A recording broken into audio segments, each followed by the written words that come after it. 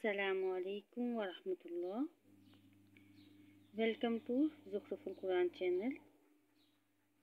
आज मैं आपको वाक़या इफ़्क के बारे में बताती हूँ। ये वो वाक़या है जो ग़ज़वा बनु मुस्तलिक से वापसी पर हज़रत आयशा के ऊपर इल्ज़ाम लगा था, यहूदियों ने लगाया था, और उनकी बेगुनाही साबित करते हुए अल्लाह रब्बुल इज़्ज़त ने सूरह नूर में आयात नाज़िल फरमाई थी। शुरू करते हैं। बिस्मिल्लाहिर्रहमानिर्रहीम। वाक़या इफ़्क ये ग़ज़वा मुस्तलिक का दूसरा अहम वाक़या था। इस वाक़या का मासल ये है कि रसूलुल्लाह सल्लल्लाहु अलैहि वसल्लम का दस्तूर था कि सफ़र में जाते हुए अज़वाज मुताहिरात के दरमियान कुरानंदाज़ी फरमाते, जिसका कुरा निकल आता उसे हमरा ले जाते। इस ग़ज़वा में कुरा हज़रत आयशा रज़ियल्लाहु ताला अन्हा के नाम निकला और आप इन्हें साथ ले गए। ग़ज़वे से वापसी में एक जगह पड़ाव डाला। हज़रत आयशा अपनी हाजत के लिए गईं और अपनी बहन का हार, जिसे आरितन यानी कि हुदारा लेकर आई थी, खो बैठी। एहसास होते ही फ़ौरन उस जगह वापस गईं जहाँ हार गायब हुआ था। इसी दौरान वो लोग आए जो आपका होदज ऊँट पर लादा करते थे। इन्होंने समझा कि आप होदज के अंदर तशरीफ़ फरमा हैं, इसलिए इन्हें ऊँट पर लाद दिया और होदज के हल्केपन पर भी ना चौंके, क्योंकि हज़रत आयशा रज़ियल्लाहु ताला अन्हा अभी नौउम्र थीं, बदन मोटा और बोझल ना था। नीज़ जो कि कई आदमियों ने मिलकर होदज उठाया था, इसलिए भी हल्केपन पर ताज्जुब न हुआ। अगर सिर्फ एक या दो आदमी उठाते तो इन्हें ज़रूर महसूस हो जाता। बहरहाल हज़रत आयशा रज़ियल्लाहु ताला अन्हा हार खो बैठी, और जब वो हार ढूंढ कर क़यामगाह पहुंची तो पूरा लश्कर जा चुका था और मैदान बिल्कुल खाली पड़ा था, ना कोई पुकारने वाला, ना जवाब देने वाला। वो इस ख्याल से वहीं बैठ गईं कि लोग इन्हें ना पाएंगे तो पलट कर वापस आएंगे तलाश करते हुए, लेकिन अल्लाह अपने अमर पर गालिब है। वो बलाए अर्श से जो तदबीर चाहता है करता है। चुनांचे हज़रत आयशा रज़ियल्लाहु ताला अन्हा की आँख लग गई और वो सो गई। फिर सफ़वान बिन मुअत्तल रज़ियल्लाहु ताला अन्हु की ये आवाज़ सुनकर बेदार हुई, इन्ना लिल्लाहि व इन्ना इलैहि राजिऊन। रसूलुल्लाह सल्लल्लाहु अलैहि वसल्लम की बीवी, वो पिछली रात को चला आ रहा था। सुबह को इस जगह पहुंचा जहां आप रज़ियल्लाहु ताला अन्हा मौजूद थी। इन्होंने जब हज़रत आयशा को देखा तो पहचान लिया, क्योंकि वो पर्दे का हुक्म नाजिल होने से पहले भी इन्हें देख चुके थे। इन्होंने इन्ना लिल्लाह पढ़ी और अपनी सवारी बिठाकर हज़रत आयशा के करीब कर दी। हज़रत आयशा इस पर सवार हो गई। हज़रत सफ़वान ने इन्ना लिल्लाह की सिवा ज़ुबान से कोई लफ्ज़ न निकाला, चुपचाप सवारी की नकेल थामी और पैदल चलते हुए लश्कर में आ गए। ये ठीक दोपहर का वक्त था और लश्कर पड़ाव डाल चुका था। इन्हें इस कैफियत के साथ आता देखकर मुख्तलिफ लोगों ने अपने अपने अंदाज पर तबसरे किए और अल्लाह के दुश्मन खबीस अब्दुल्ला बिन उबई को भड़ास निकालने का एक और मौका मिल गया। चुनांचे इसके पहलू में नफाक और हसद की जो चिंगारी सलक रही थी, इसने इसके करबे बनिहा को अयां और नुमायां किया, यानी बदकारी की तोहमत तराश कर वाक़यात के ताने बाने बुनना, तोहमत के फाके में रंग भरना और इसे फैलाना, बढ़ाना और हुदेरना और बुनना शुरू किया। इसके साथी भी इसकी बात को बुनियाद बनाकर इसका तकर्रुब हासिल करने लगे, और जब मदीना आए तो इन तोहमत तराशों ने खूब जमकर प्रोपोगंडा किया। इधर रसूलुल्लाह सल्लल्लाहु अलैहि वसल्लम खामोश थे, कुछ बोल नहीं रहे थे, लेकिन जब लंबे अरसे तक वही ना आई तो आपने हज़रत आयशा से अलैदगी के मुतालिक अपने ख़ास सहाबा से मशवरा किया। हज़रत अली रज़ियल्लाहु ताला अन्हा ने सराहत किए बगैर अशारों में मशवरा दिया कि आप इनसे अलैदगी इख्तियार कर लें और किसी और से शादी कर लें, लेकिन हज़रत وغیرہ نے مشورہ دیا کہ آپ انہیں اپنی زوجیت میں برقرار رکھیں اور دشمن کی کان پر کان نہ دھریں، دشمنوں کی باتوں پر کان نہ دھریں۔ اس کے بعد آپ صلی اللہ علیہ وآلہ وسلم نے منبر پر کھڑے ہو کر عبداللہ بن ابی کی اعزاز ثانیوں سے نجات دلانے کی طرف توجہ دلائی۔ اس بات پر حضرت سعد بن معاذ اور اسید بن حضیر نے اس کے قتل کی اجازت چاہی، لیکن حضرت سعد بن عبادہ جو کہ عبداللہ بن ابی کے قبیلہ خزرج کے سردار تھے، قبائلی حمیت غالب آ گئی اور دونوں حضرات میں ترش کلامی ہو گئی، جس کے نتیجے میں دونوں قبیلے بھڑک اٹھے۔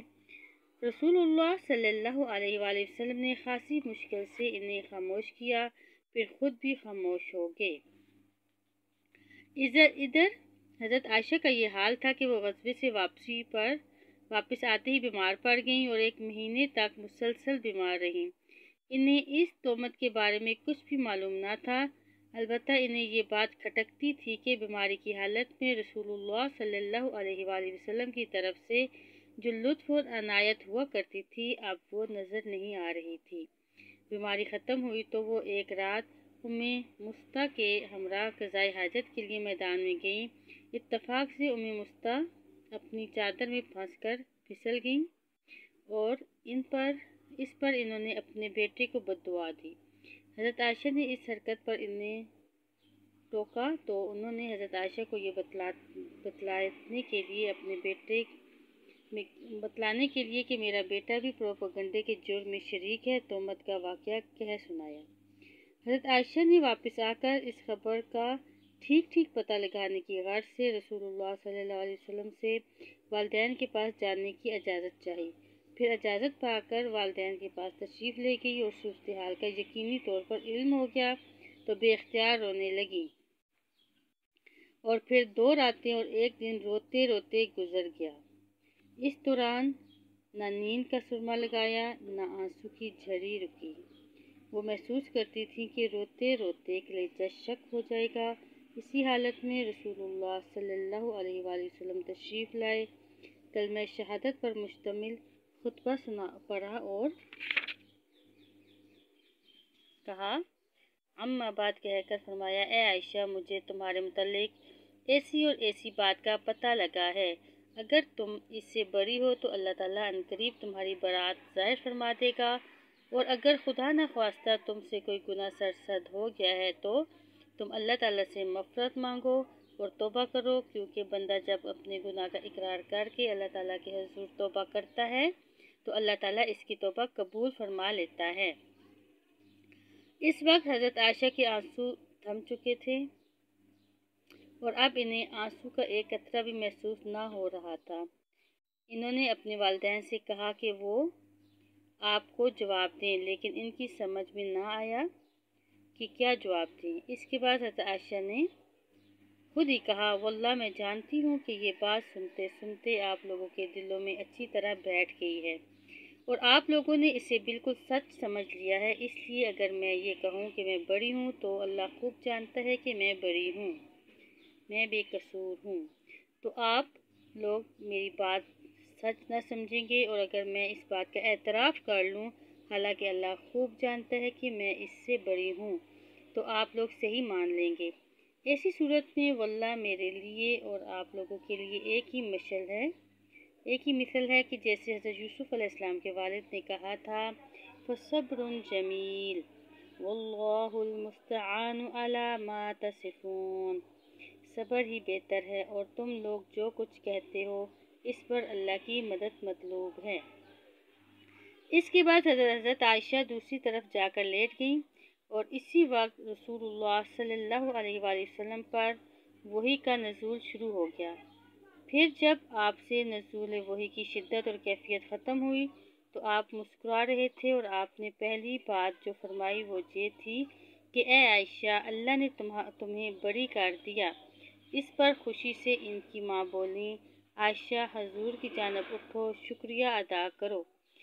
انہوں نے کہا، اپنے دامن کی برات اور رسول اللہ صلی اللہ علیہ وسلم کی محبت پر اعتماد اور وثوق کے سبب قدر ناز کے انداز میں کہا، واللہ میں تو ان کی طرف نہ اٹھوں گی، صرف اللہ کی حمد کروں گی۔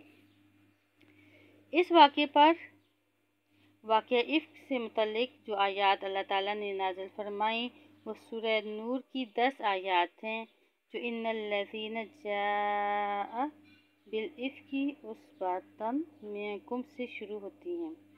اس کے بعد تہمت تراشی کے جرم میں مصطح بن اثاثہ، حسان بن ثابت اور حمنہ بن جیش رضی اللہ تعالی عنہم کو 80 کوڑے مارے گئے۔ البتہ خبیث عبداللہ بن ابی کی پیٹھ اس سزا سے بچ گئی، حالانکہ تہمت تراشوں میں وہ سرفہرست تھا اور اسی نے اس معاملے میں سب سے اہم رول ادا کیا تھا۔ اسے سزا نہ دینے کی وجہ یا تو یہ تھی کہ جن لوگوں پر حدود قائم کی جاتی ہیں وہ ان کے لیے اخروی عذاب کی تخفیف اور گناہوں کا کفارہ بن جاتی ہے، یعنی جن گناہوں کی سزا دنیا میں مل جائے اس کی آخرت میں سزا نہیں ملتی، اور عبداللہ بن ابی کو اللہ تعالیٰ نے آخرت میں عذاب عظیم دینے کا اعلان فرما دیا تھا، یا پھر وہی مصلحت کار فرما تھی جس کی وجہ سے اس کی اسلام دشمنی کے باوجود اسے قتل نہیں کیا گیا۔ حافظ بن حجر نے امام حاکم کی ایک روایت نقل کی ہے کہ عبداللہ بن ابی کو بھی حد لگائی گئی تھی۔ اس طرح 1 مہینے کے بعد مدینہ کی فضا شک و شبہ اور قلق و اضطراب کے بادلوں سے صاف ہو گئی، اور عبداللہ بن ابی اس طرح رسوا ہوا کہ دوبارہ سر نہ اٹھا سکا۔ ابن اسحاق کہتے ہیں کہ اس کے بعد جب بھی کوئی گڑبڑ کرتا تو خود اس کی قوم کے لوگ اس سے عتاب کرتے، اس کی گرفت کرتے اور اسے سخت سست کہتے۔ اس کیفیت کو دیکھ کر رسول اللہ صلی اللہ علیہ وآلہ وسلم نے حضرت عمر سے کہا، اے عمر، کیا خیال ہے؟ دیکھو، واللہ اگر تم نے اس شخص کو اس دن قتل کیا ہوتا جس دن تم نے مجھ سے اسے قتل کرنے کی بات کہی تھی تو اس کے بہت سے ہمدرد وہ اٹھ کھڑے ہوتے، لیکن آج اگر انہی ہمدردوں کو اس کے قتل کا حکم دیا جائے تو وہ اسے قتل کر دیں گے۔ حضرت عمر نے کہا، واللہ میری سمجھ میں خوب آ گیا کہ رسول اللہ صلی اللہ علیہ وآلہ وسلم کا معاملہ میرے معاملے سے زیادہ بابرکت ہے۔